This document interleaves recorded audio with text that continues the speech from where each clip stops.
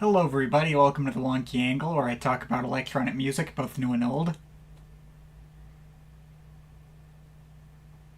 And today I'm talking about the new album from Porter Robinson. Smile! Right, I suppose it's time once again to talk about Porter Robinson, one of the electronic artists working today that I have among the most complicated relationships with, full stop. I have enjoyed plenty of this guy's music in the past and have covered him multiple times. All my reviews have been generally positive leaning, but at the same time I would also struggle to say I ever considered myself a true in-depth fan of the guy, and I feel like I'm covering him more out of a sense of obligation for my bottom line than I am because I was really excited to talk about him. He's the kind of artist who always stuck in my mind as this really influential and important linchpin in the development of the EDM scene in the mid-2010s. I'd argue his debut album Worlds in 2014 was the biggest fulcrum point for said scene in its entirety to start moving its focus away from the party music that colored the first half of the decade and towards more of a high drama emotional epic style in the second half of the decade. Although as much as I respect the album for what it represented for the genre as a whole, I also feel that album has some serious flaws, both in terms of its engineering and production, which is completely blown out to the point of often undercutting its attempts at a more spacious sound, as well as some of the underlying attitudes in its songwriting, which seem to be low-key disparaging the very EDM scene that got him such a big audience to begin with for not being artistic enough for something, despite also sticking to a lot of the sounds and cliches of that scene. It was an album that had fantastic melodic hooks, where I can still remember the tune to pretty much every track despite not having listened to it since making my video on it. It was really good at being a regular EDM album, but it was also so concerned with trying to be something bigger than that to the point of being too embarrassed to fully embrace that identity, especially if you heard any of the interviews he had around the time where he tried to insist that he wasn't EDM at all anymore. For more details on all my complicated feelings, you can go back and watch my Redux review of the album from 2020 that I have linked in the description.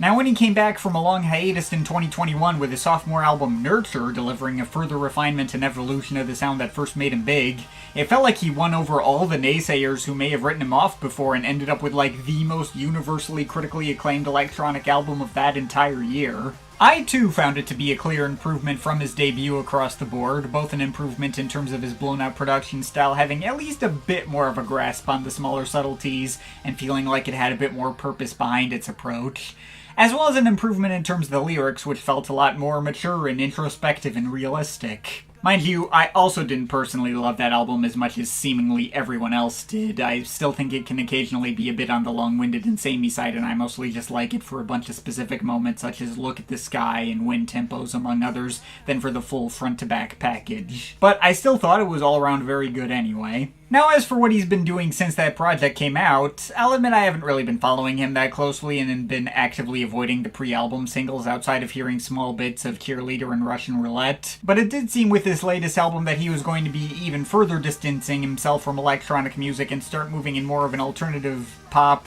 indie rock influence direction.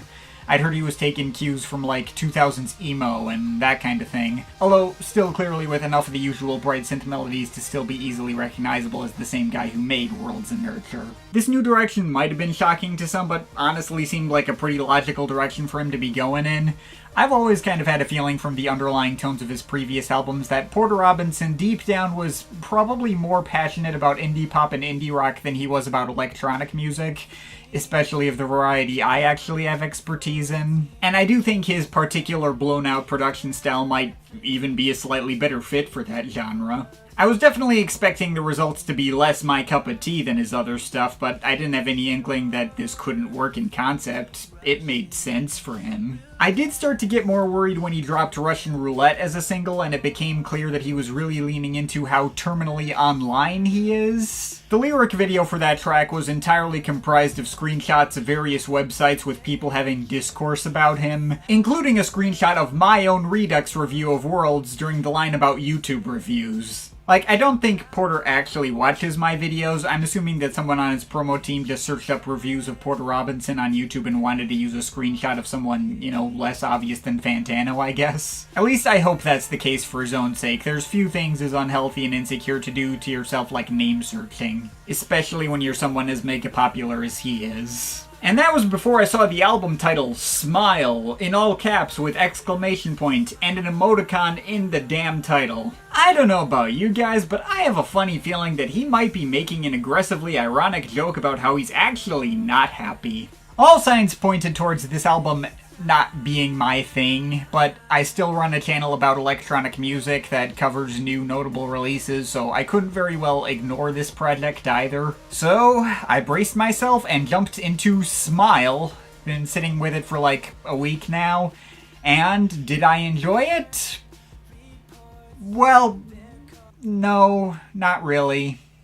Yeah, I'm not gonna mince words here. I wasn't really a fan of this album. Not to say I absolutely hate it or think it's totally lacking in value or anything. I can definitely understand why other people are really into it. But yeah, on a personal level, this was a freaking headache and a half. Surprisingly enough, though, that has little to do with the actual sound of the album. For the most part, I was fine with that. It's still extremely blown out and over the top, maybe even more so than his previous albums. And a lot of it adheres to a 2000s pop rock style that isn't really my cup of tea, but again, I didn't think the sound was a bad fit for him. The only track here that had a sonic texture which was like a big active turnoff for me was the opener Knock Yourself Out XD, which has all these trap-adjacent beats and insanely sharp and blaring chiptune leads that drove me up the freaking wall. Reminded me a little of early 2010s Renard, and not in the good way. But aside from that, this stuff was all palatable enough. On top of that, the album also addresses one of my comparatively minor running issues with his previous albums being too samey. I will admit the 10 tracks on this thing all sound pretty different from each other, especially as we get into the back half of this thing. The melodic hooks are all quite nice, and I'm having an easier time remembering what they sound like, even over many of the hooks on Nurture. On top of that, I feel like Porter's improved quite a bit in terms of his own vocals. He sounds a lot more confident behind the mic and isn't relying on vocal effects quite as much. There is plenty to like about this thing when it purely comes to the way it sounds. Now, what actually killed this album for me was the lyrics. I may not typically be one to read much into lyrics, but it is clear that Porter had things to say that he wanted people to hear. The instrumental arrangements on this thing are all the more simplistic, with Porter's voice front and center all the time. On top of that, it seems he's trying to have more of a sense of humor on this album, and making ironic jokes all over the place, both in terms of his lyrics and occasionally some meme-ish samples and interjections on a few different cuts. And I'm sorry, but all his attempts at humor really rubbed me the wrong way. They don't come off like an attempt for him to take himself less seriously, so much as they feel really bitter and passive-aggressive. Right down to the formatting of the album title making that smile feel like a threat of violence. Smile, you fucking asshole! Take the way this album starts with the above-mentioned Knock Yourself Out XD.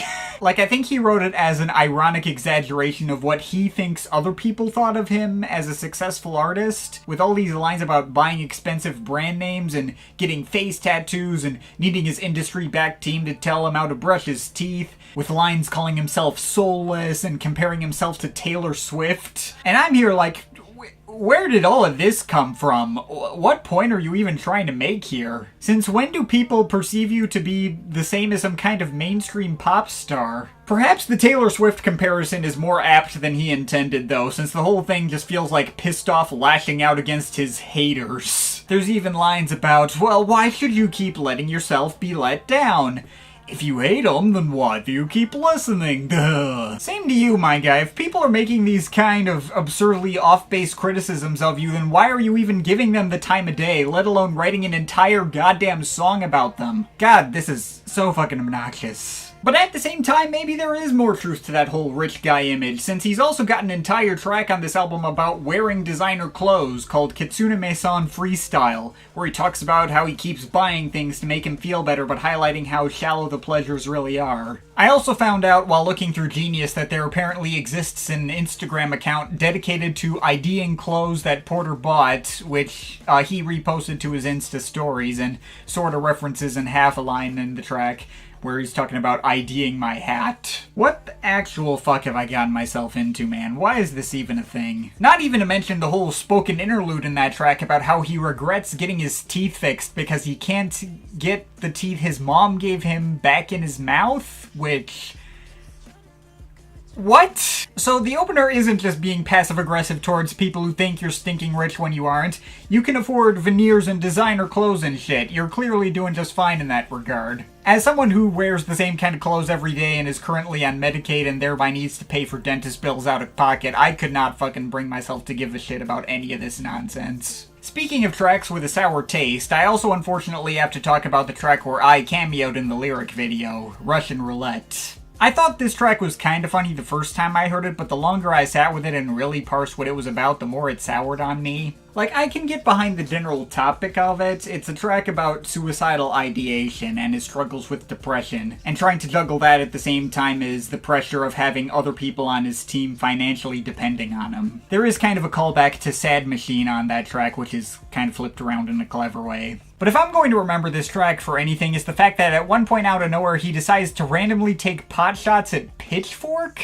Making a reference to that review of Jets Shine On that outlet put out in the 2000s, which was just a link to a video of a monkey pissing in its own mouth. Getting around the datedness of the reference and how weird it is to be throwing shade at Pitchfork over that kind of thing in 2024. What the fuck are these lines doing on a track about suicidal ideation? Is Pitchfork having a tangible impact on your mental health? If so, I think it might have bigger problems. I did see the interpretation on Genius that those lines come from his insecurity and fear of becoming irrelevant. Though in that case, it still doesn't feel right to use the review of the band Jet as a parallel. Like, Jet was a one-hit wonder whose biggest claim to fame is soundtracking the commercials for the original iPod. And by my understanding, they were kind of already a critical punchline immediately upon arriving on the scene. I think Porter Robinson, one of the most beloved electronic artists of the last decade and a half, is unlikely to end up with that reputation. Once you've gotten an established fan base of his size and level of dedication, it's very difficult to truly burn all that down. Kanye still has fans. In any case, those particular lyrics suck and almost single-handedly ruin the track by being easily the element of the track that sticks out the most in my mind above anything else.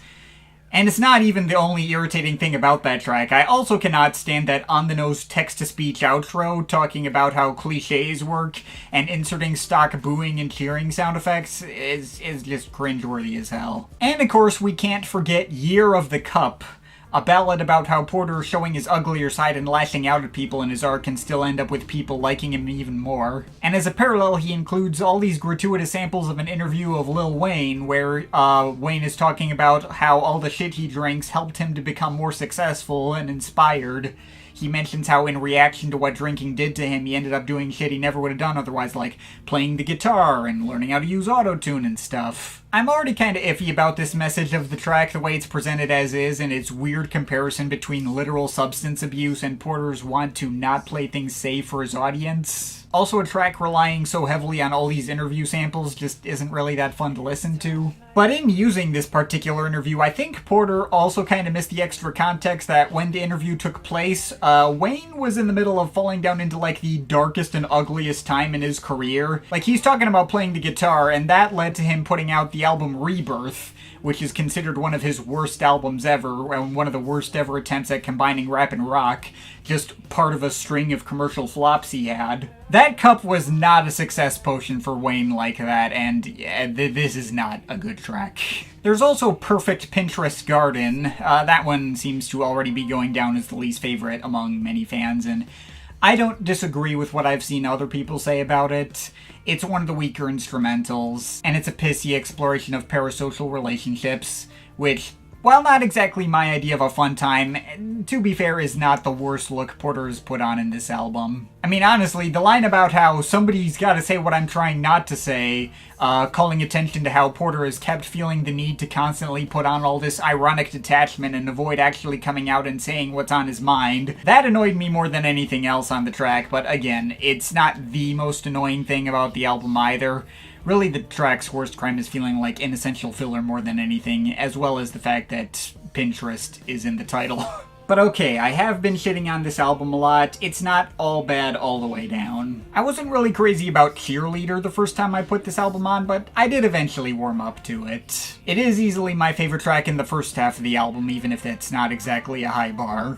The energetic Russia synths is fun, there's a lot of energy behind it, the tune is solidly catchy, even if I often find myself singing the tune to BT's The Force of Gravity alongside the chorus in my head. Do you cry your eyes asleep? It's very similar tune there. And the lyrics on that track, which anthropomorphize Porter's entire fan base as some crazy girlfriend who demanded so much out of him and was obsessed to him to a genuinely insane and unhinged extent, but he admits the insane amount of support he got from was also inspiring in his own right and worth dedicating his life to. I mean, that works fine. It does feel pretty accurate to the reality of how absolutely insane his fan base was, especially in the mid-2010s when Worlds was at its peak of hype. Worth reiterating that I got dislike bombed and dogpiled on when I initially put out my video way back in 2016, positively reviewing Worlds alongside Madion's Adventure. I got lots of people viscerally angry that I could possibly consider any other album in existence better than Worlds, or that I might not view that album to be absolutely perfect in every conceivable way. People reacting this way without exaggeration to a review where I scored the album a solid 7. I think the fanbase isn't nearly this unhinged now that they're like actual adults and realize people can have different tastes in things, but I suppose this video will be the real test of that. I do also think the album does manage to almost salvage itself for the final stretch of 4 tracks at the end. There's 2 low-key acoustic ballads in Easier to Love You and the closer Everything to Me. The former's about Porter being disappointed in how insecure and unhappy he's become as he's gotten older and wishes he could go back to the level of self-esteem he had as a kid. And the latter's about how, for all he criticizes them, he does appreciate all his fans at the end of the day.